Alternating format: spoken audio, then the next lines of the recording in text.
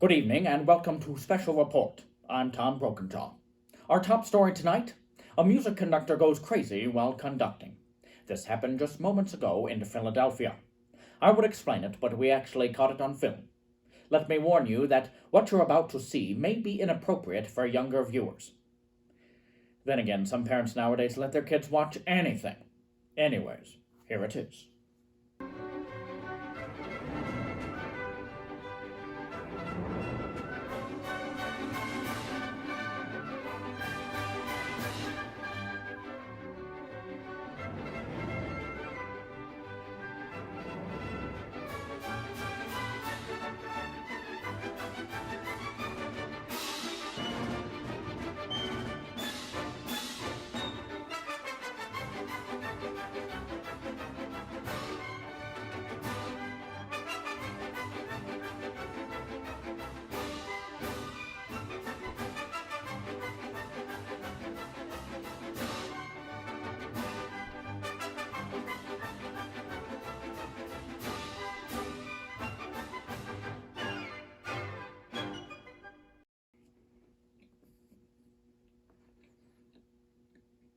Oh, we're back? Oh, sorry about that, folks. Thought he was going to go on a little longer.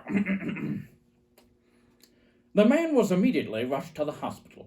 As they took him into the emergency room, he was still frantically waving his arms around. This proved to be problematic for the nurses and assistants, as he yelled at them, "Faster! Play faster!" He then grabbed the arm of an especially skinny nurse, thinking that her arm was his baton. That didn't end well. When asked for comment, the manager of the music theater responded, "At least he has something in common with Mozart." Yes, sir, they're both crazy. Give me a minute, folks. Good.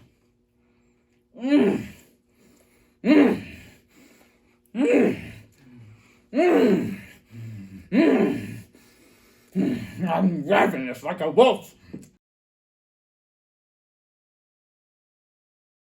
A 21-year-old man had his smartphone taken away from him by his parents. He has been in a coma ever since. The parents tried to arouse him by placing a fishing rod in his hands. He didn't respond. Next, they put a rifle in his hands. Nothing. They even put a video game controller in his hands. No dice. Experts say that young people all over the world are succumbing to the same fate.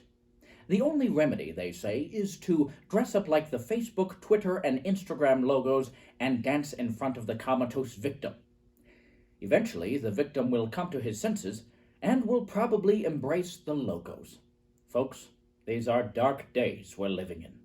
Our final story tonight. Senator Pants on Fire has stated on the record that he will not do anything to raise the price of inflation. But for some reason, his constituents don't believe him. A poll was taken, and 90% believe that he is a two-faced lying hound dog. My, that's below the belt. Just look at this face, folks. That's a face you can trust. That's all for tonight, folks. Next time we'll talk about a dog that jumped in front of a train to catch a butterfly. You can probably guess what happened. I'm Tom Brokenjaw. Good night.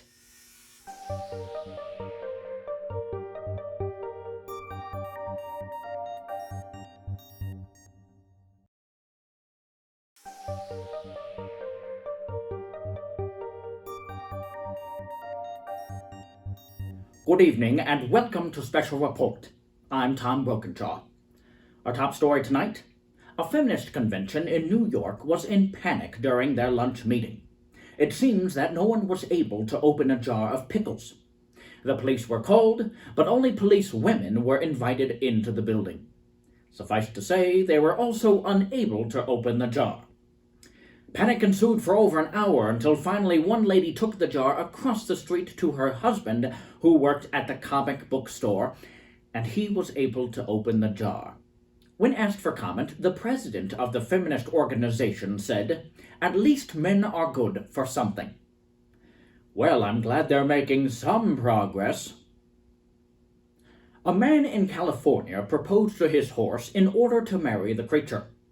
I know what you're thinking, but remember it is California. Anyways, the man was in for a shock. On the day of the wedding, when the horse was asked, "Do you take this man to be your husband or whatever?" the horse replied, "Nay." Apparently, a beautiful mare caught his attention, and he decided to dump the human. They were last seen trotting off into the sunset. I don't know about you, but that horse is a maverick.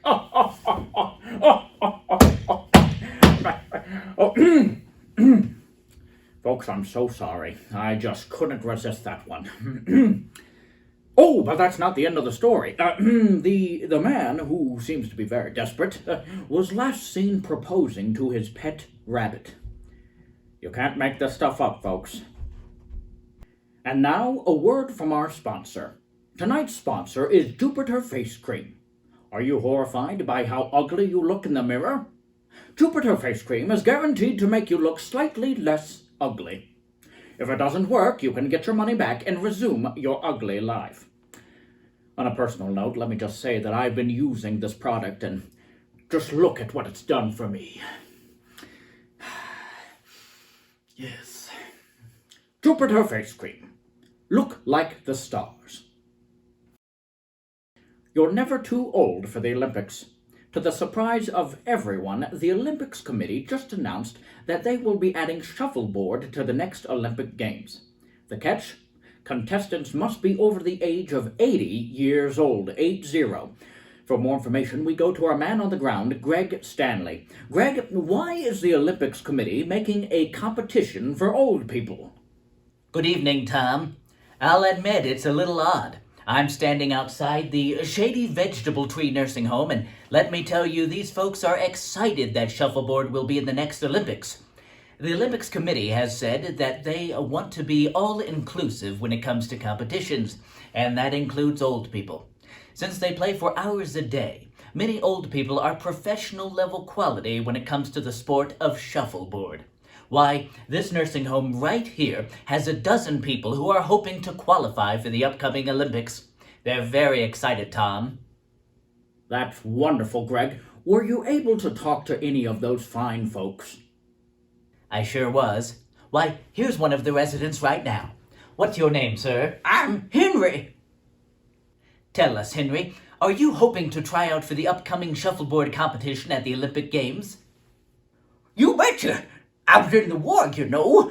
Division 5, Squadron 38, Unit 654. I was infantry. There we were, on the beaches of Normandy.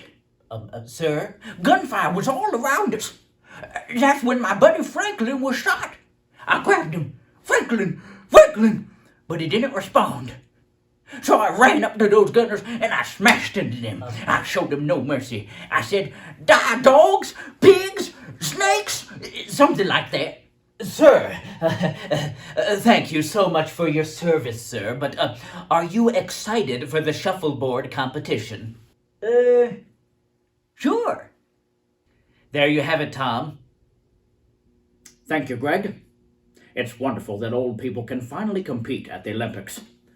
That's all for tonight, folks. Next time, we'll talk about a delivery driver who accidentally dropped canisters of green ooze into the New York sewers. Well, at least there's nothing important in the sewers, just a bunch of poopy water. I'm Tom Brokenjaw. Good night.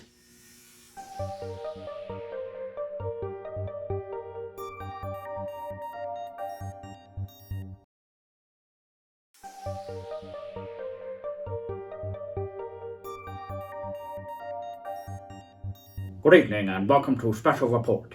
I'm Tom Brokenjaw. Our top story tonight: the climate crisis continues. A large group of scientists decided to meet together in Washington, D.C. in one room. The purpose? To talk about the climate crisis, of course.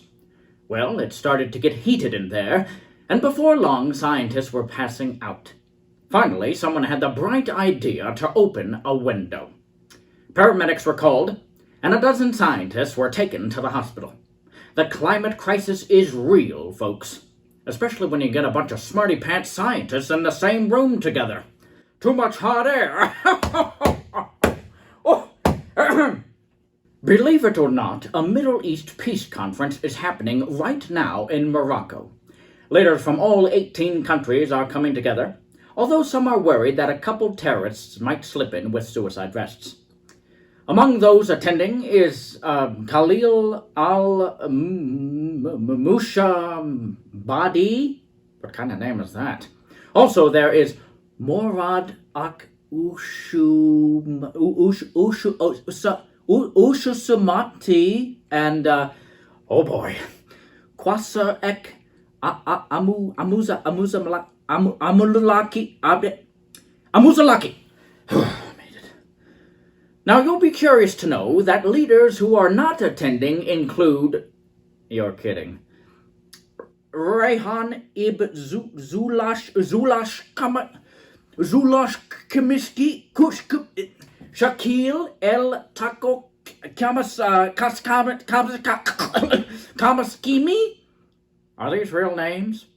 And Yazdan Al Yashika Bobby. God, can we just call him Bob? And that's the end of the story, folks, because if I have to read any more names, I'll demand that they give me a pay raise. And now, a word from our sponsor. Are you tired of the same old coffee every day? Then you need Surprise Coffee, a new coffee service that sends you mystery coffee in the mail every 2 weeks. You never know what you might be getting. This coffee comes from all over the world, including China, the dirty back alleys of Chicago, and China. The taste will surprise you. It might be bold and vibrant, or it might be musty with that unmistakable essence of old socks. You can join the Surprise Coffee Club right now. And when you do, enter Tom in the promo code and you'll get 2% off. Wow, what a deal. That's Tom in the promo code for 2% off. Thank you, Surprise Coffee. And now, folks, we've got something very special for you. We reached out to the Woolly Llama for an interview, and he agreed. So please, welcome Mr. Llama to the show. Hello, Mr. Llama. Hello? Hey, Woolly, can you hear me? Mr. Llama! Maybe if I make fun of him. Your mama is fat and ugly, Woolly. It didn't work? Shh. So you can hear me. I'm meditating. That's right, Mr. Llama, but we agreed to an interview, remember? So end your meditation and join us in the real world. How dare you! Meditation is a highly spiritual art form. I hope you didn't mind me taking a dig at your mother. My mother is with the Great Spirit. Well, that sounds fun. Now, Mr. Llama, do you have any advice for the audience watching at home? Yes, I do. Watching this show is draining your mind. Now, hold on! I'm not done. You feed news to people's brains, but that clutters the mind. Listen to me, people. You should turn off your television and meditate. Become one with the universe. You can't tell my audience to stop watching my show! Oh, what's this? Oh my goodness, we've just lost 1/3 of our audience! They are smart people. Now, the rest of you, turn off the television and begin meditating. Breathe in. Breathe out. Become one with the universe. Free your mind from all worries. Well, we just lost him, folks. What a shame. He's certainly opinionated, isn't he? Uh-oh, what's this? We've lost half the audience. Well, for those of you still watching, thank you for your loyalty. That's all for tonight, folks. Next time... Mr. Brokenjaw! Hey! I'm in the middle of a show here! I'm sorry, but this is urgent. What is it? I need your help, Mr. Brokenjaw. You need me? The world needs you.